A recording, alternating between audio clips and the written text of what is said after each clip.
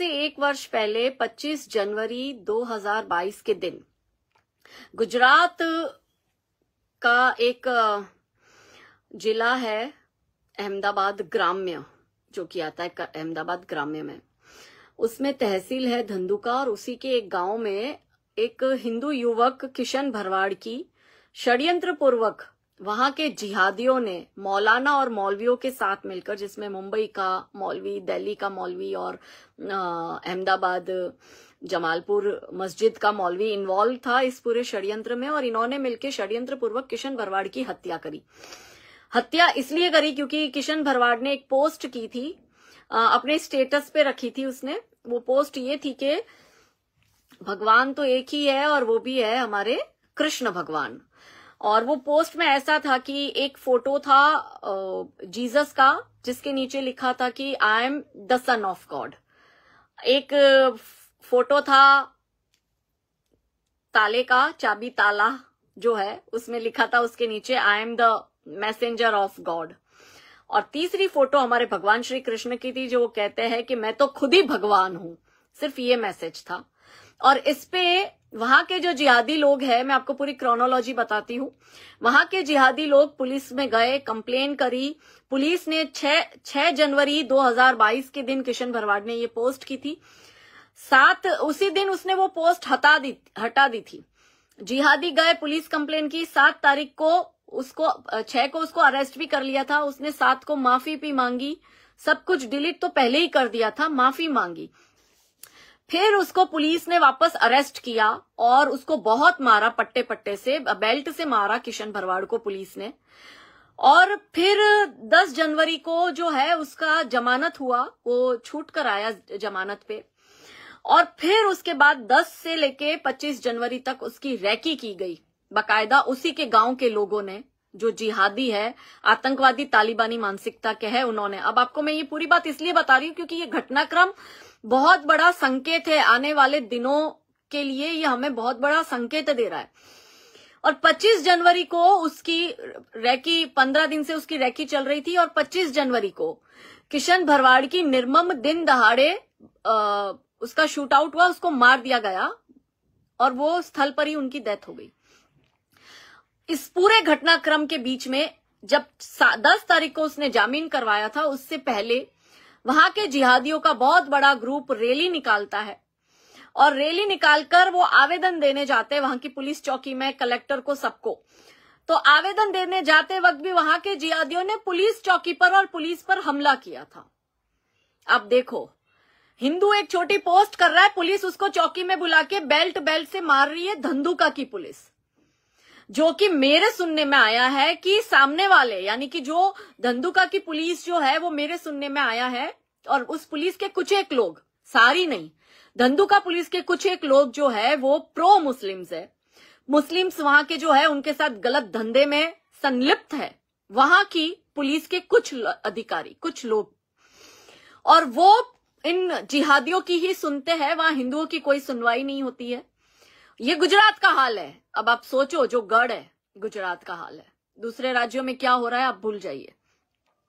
और 25 जनवरी को रैकी कर उसकी निर्मम हत्या होती है। आज पूरा 1 साल हो गया है। 2 दिन पहले 25 जनवरी को मैं उनके गांव गई थी। अच्छा, जब हत्या हुई थी उस वक्त भी मैं जाना चाहती थी, मुझे रोका गया, मुझे नहीं जाने दिया गया। कुछ एक पुलिस अधिकारियों ने प्रेशर क्रिएट किए। 21 तारीख को उनके परिवार वालों ने उसको स्मरण करते हुए स्मरांजलि का एक कार्यक्रम आयोजित किया था। उस कार्यक्रम में मैं भी थी और मुझे अपना वक्तव्य देना था। 21 जनवरी को 2023 की बात कर रही हूं, अभी 21 तारीख गई उसकी।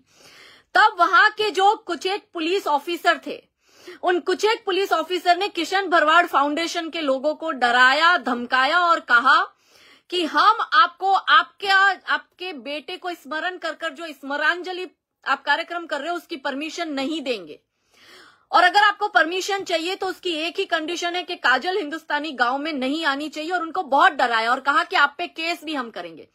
पहली बात और पहला सवाल, ये जो कुछ एक लोग जो सिस्टम में है, जिनका कर्तव्य है लोगों की सुरक्षा करना, उनके सामने 15 दिन से हिंदू लड़के की रैकी हो रही है, तब इनको ध्यान में नहीं आता है।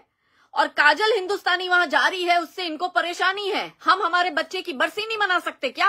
हम हमारे बच्चे को श्रद्धांजलि नहीं दे सकते क्या? हम हमारे बच्चे को याद नहीं कर सकते क्या? ये हम मतलब कौन से देश में रह रहे? क्या हम तालिबान में रह रहे हैं? यहाँ पे क्या तालिबानी गवर्नमेंट है? कुछ डर नहीं जिहादियों का? 90% हिंदू गुजरात में रहता है, 10% जिहादी यहाँ रहते हैं, पर चलती इन जिहादियों की है। और इनके सामने सिस्टम के कुछ लोग जो है वो विफल हो गए। अटकायत करी मेरी 21 को, लेकिन मेरा नेचर है, मैं चाहती तो उस दिन भी हल्ला बोल कर सकती थी, लेकिन ये मेरी संस्कृति, मेरा स्वभाव है कि मैं किसी के कार्य में विघ्न नहीं उत्पन्न करना चाहती। तो मैंने उनको लोगों को कहा कि ठीक है, आप 21 का आयोजन जो डिसाइडेड है वो आप करिए, मैं नहीं आती हूं। हत्या तो 25 जनवरी को हुई थी, तो मैं 25 जनवरी को आऊंगी और मुझे जो करना है वो मैं करके जाऊंगी। और 25 जनवरी को मैंने तय किया जाने का। उससे पहले ही, एक दिन पहले जब मैंने वीडियो रिलीज करा, तो वहां की लोकल पुलिस के कुछ एक लोगों ने उनको डराना धमकाना शुरू कर दिया, किशन भरवाड़ के परिवार को।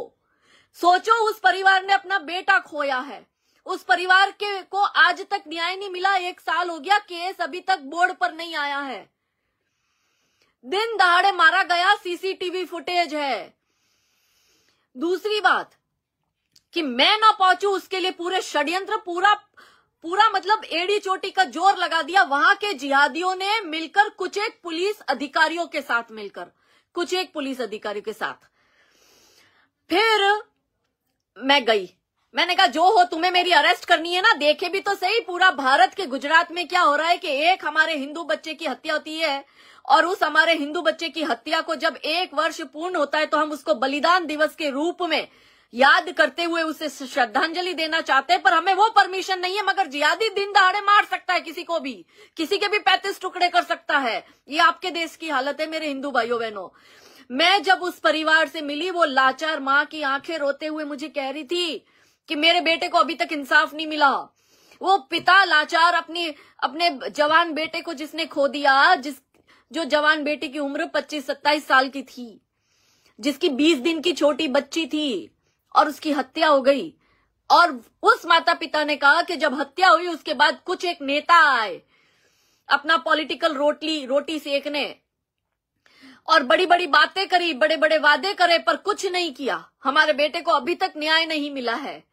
आपको मैंने पहले भी समझाया है कि कोई भी नेता, कोई भी नारा, कोई भी नीति, कोई भी पार्टी, कोई भी पक्ष, कोई भी महापुरुष, कोई भी अवतार, अगर आप सोचते हो कि आपको बचाएगा या आपकी रक्षा करेगा या आपके देश को बदलेगा, तो आप बहुत बड़ी गलतफहमी में हो।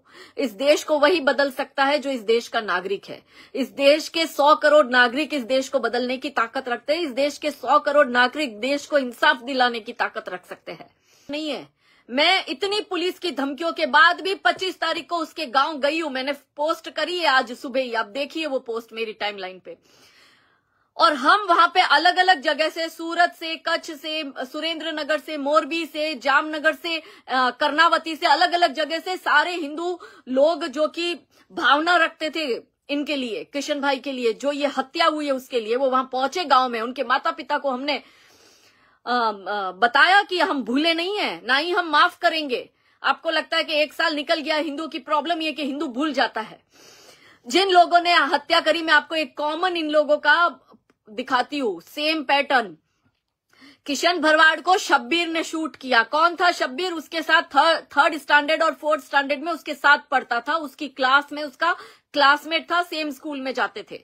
बड़ा होने के बाद में किशन भरवाड़ के साथ क्रिकेट खेलता था ये शब्बीर, दोस्त मानता था, और दोस्त ने दगा किया और उसका मर्डर किया।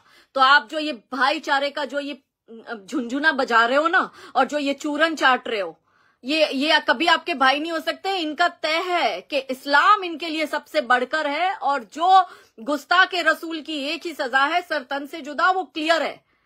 समझ रहे हो आप?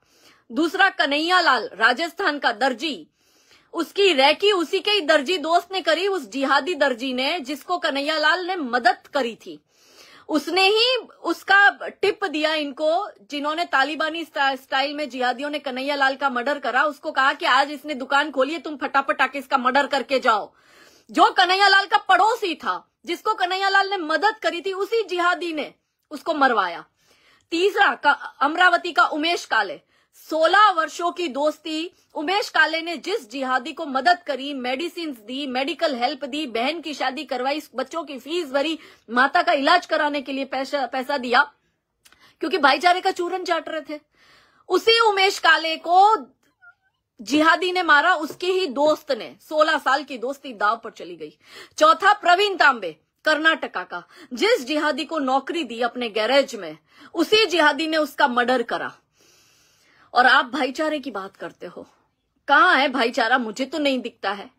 और जब इतनी घटनाएं होती है तब भी कोई एक जिहादी, ये कहते हैं ना सब ऐसे नहीं होते, मैं मानती हूं सब ऐसे नहीं है, पर जो ऐसे नहीं है वो खुल के आकर क्यों कोई रैली नहीं निकली श्रद्धा के 35 टुकड़े करने पर? किसने मारा? आफताब ने। कौन था आफताब? उसका प्रेमी, 2.5 साल से उसके साथ लिव इन रिलेशनशिप में रह रहा था। ये जिसमें खाएंगे उसकी बर्बादी ही निकलेंगे। और सांपों को दूध पिलाने से सांपों ने अपनी फितरत नहीं छोड़ी है, ये अपनी खाल उतारेंगे तो ये जिहादी ही निकलेंगे। ये दूध पीने के बाद भी जहर ही मुंह से उगलेंगे। जो कुछ एक लोग को जब हम जवाब देते हैं, हमारा लड़का मर गया, हमारे लड़के को मार डाला, इंसाफ तो मिलना दूर की बात, हमें उसको स्मरण करने का हक नहीं है। ये है गुजरात के धंधुका की लोकल पुलिस के कुछ एक लोगों की हरकतें। हम जैसे हिंदू जो सीधे साधे भोले भाले, जो लॉ अबाइडिंग है, जो रूल से चलते हैं, जो कानून से चलते हैं, जो कानून को मानते हैं, जो जीव की पूजा करते हैं, जो जीव हत्या को पाप मानते हैं, उसको डराते हैं। और वो जूहापुरा और बाकी की जगह पे ये पत्थर खा के आते हैं। जहां मुस्लिम बहुल्य इलाके, वहां इन पर पत्थर मारे जाते हैं। और हिंदू इन जो भी वर्दी वाले या जो भी गवर्नमेंट ऑफिसर है, इन पर फूलों की वर्षा करते हैं। पर फिर भी ये कभी क्यों नहीं खड़े होते हैं हमारे लिए? क्यों हमारे साथ ये भेदभाव होता है? ये सेम हत्या पैटर्न सेम तरीके से हर जगह होती है, क्योंकि सरकार किसी की भी हो, सिस्टम इनका है। आपकी इसलिए नहीं सुनी जाती है क्योंकि आप डिवाइड है, आपकी इसलिए नहीं सुनी जाती क्योंकि आप स्वार्थी है, आपकी इसलिए नहीं सुनी जाती क्योंकि आप जातिवाद में पड़े हुए, आपकी इसलिए नहीं सुनी जाती क्योंकि आप प्रतिकार करने में नहीं समझते, आपकी इसलिए नहीं सुनी जाती क्योंकि आपको आपके धर्म पर गर्व नहीं है। वो अपने मजहब के लिए कटने मरने को तैयार है, मगर आप एक रात जेल में जाने को तैयार नहीं है, इसलिए आपकी सुनी नहीं जाती है। तो मेरे भाइयों, आप जिस भाईचारे के लिए अपना लेट गो कर रहे हो चीजों को, वो मत करो।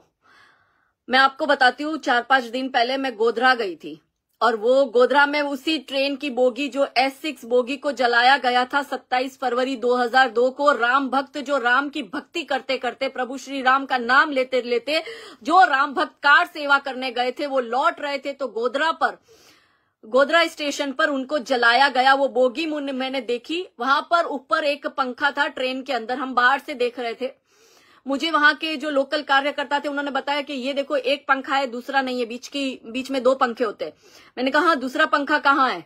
बोले कि जब जल रहा था, जब दोनों तरफ से उन्होंने बोगी को पैक कर दिया था इन जिहादियों ने। आप देखो, आप इन लोगों से आप भाईचारे की उम्मीद करते हो? आपको लगता है ये लोगों के साथ रिलेशन रखने जैसा है? इनकी कैसी मानसिकता है, आप वो देखो। क्या मिलता है इनको हिंदुओं को मारने में? कौन सी ऐसी 72 हो रहे और जन्नत के ख्वाब ये देख रहे हैं कि इस तरह से कोई निर्मम हत्या हिंदुओं की करता है? 2002 में कार सेवा करते हुए वो 59 लोगों को जिंदा जला दिया, उस पर क्यों बात नहीं होती है? उस पंखे पर एक माँ ने अपने 12 महीने के बच्चे को पंखे के ऊपर रख दिया था कि वो आग से बच जाए। वो बच्चा उस पंखे पर चिपक गया, पिघल गया। इसलिए पुलिस जो है उनकी छानबीन और इंक्वायरी में वो पंखा उठा के लेके गई। जब मैं उस स्थल पे खड़ी थी, मेरे को वहां पे लिटरली चीखें सुनाई दे रही थी उन 59 कार सेवकों की, पर इस विषय में कोई बात नहीं करता है। क्यों जलाया गया उनको? कौन सा षड्यंत्र था? क्या बिगाड़ा था उन लोगों ने? ये पूरी की पूरी योजना जब बनाई गई, क्या इन जिहादियों को पता नहीं था? 2 को पता नहीं होगा, 4 को पता नहीं होगा, ऐसे सोचते कि पूरे गांव को नहीं पता था और कुछ एक लोगों ने जला दिया। क्या ये पॉसिबल है? सबको पता था और पूरा षड्यंत्र पूर्वक ये किया गया था। ये कैसी मानसिकता है जो इंसानों को जला रही है, राम भक्त को जला रही है, भगवान का, कृष्ण का नाम लेने वाले किशन भरवाड़ को मार दिया। भगवान को, हम शिव जी को पूछते हैं, तुम फवारा फवारा बोल रहे हो और जवाब देने पर तुम सर से तन जुदा कर रहे हो। नुपुर शर्मा को खुलेआम धमकी, कैसी मानसिकता है? उमेश काले, कितने नाम लूं? हमें नाम भी याद नहीं रहते, कितनों का याद रखे, हर रोज ऐसी घटनाएं हो रही है। तो ये मानसिकता आप समझो, ये आतंकवादी मानसिकता से हमें परेशानी है। और ये जो मॉडरेट मुस्लिम्स है, जो इन रेडिकल मुस्लिम्स को हम ऐसे तो बोलते कि सब ऐसे नहीं होते, तो आपने किसी को भी इनके विरोध में लिखते हुए देखा? और अगर आपको इतनी दिक्कत है तो आप छोड़ क्यों नहीं देते वो मजहब जो इतनी कट्टरता सिखाता है? क्यों नहीं इनके खिलाफ लिखते और बोलते? कोई एक इंसान आपको मिला, दिखा? इस मानसिकता के साथ आप कैसे सोच सकते हो कि हम भूल कर बैठ जाए और इनकी हर एक कुकर्मों को हम लेट गो कर दे? हम जवाब देते हैं तो ये संगी चड्डी, त्रिशूल, taunting, Islamophobic, Hindutva bigot, racist है, ये फैसिस्ट है, ये एक्सट्रीमिस्ट है। मतलब कैसे कैसे हम पर वो लगाते। तो मतलब क्या करे? तुम आओ हमारे घर में घुस के बहन बेटियों की इज्जत लूटो, तुम आओ हमारे लड़कों को दिन दहाड़े मार दो, तुम आओ हमारी लड़की से लव जिहाद करो और 35 टुकड़े कर दो, और हम बरसी नहीं मना सकते, हम उसको स्मरांजलि नहीं दे सकते, हम उसका बलिदान दिवस नहीं मना सकते। ये सिस्टम है।